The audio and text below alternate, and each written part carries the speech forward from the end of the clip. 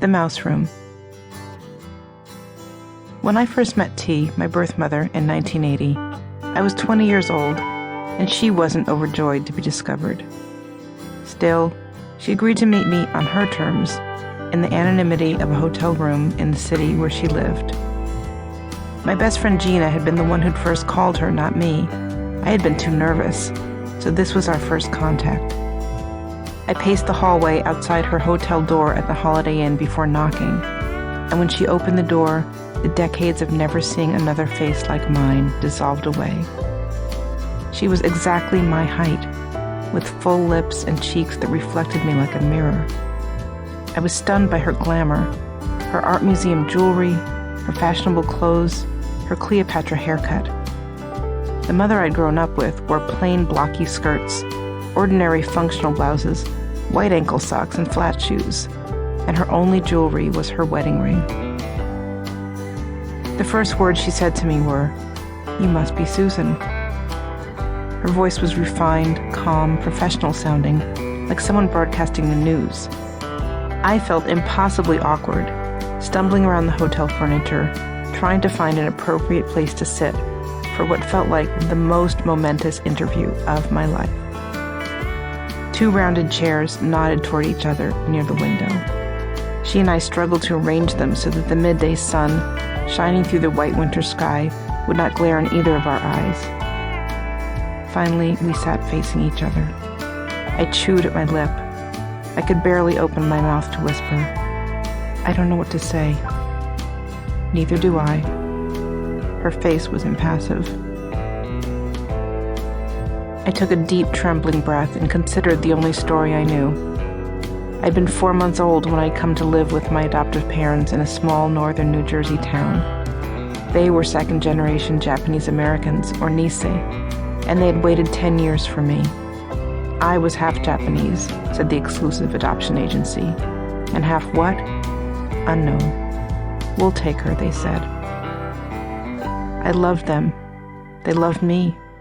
But I couldn't help wondering about where I had come from, about why I didn't look like them. During my junior year of college, I decided to undertake the search. I was tired of never seeing another person who resembled me in any way, tired of being asked, "What are you?" and not knowing the answer. I wanted to know who and where I had come from. I wanted to know if there were people out there who would somehow recognize me, not just how I looked, but the way I spoke, the things I felt, who would claim me and say, "You belong to us." I joined a group called ALMA, the Adoptees Liberation Movement Association, and went to their support sessions in New York City. They taught me how to sleuth for fragments of my own history. They suggested that I masquerade as a pregnant woman and steal my own birth records from a gynecologist's office. Finally, a sympathetic graduate student had put all the fragments together and miraculously produced the phone number and address of my birth mother. I had been too terrified to dial those numbers myself. I begged Gina, my best high school friend, who by strange coincidence lived in the same city as my birth mother, to make the initial contact, so she'd make the call in Minnesota while I paced hundreds of miles away in upstate New York.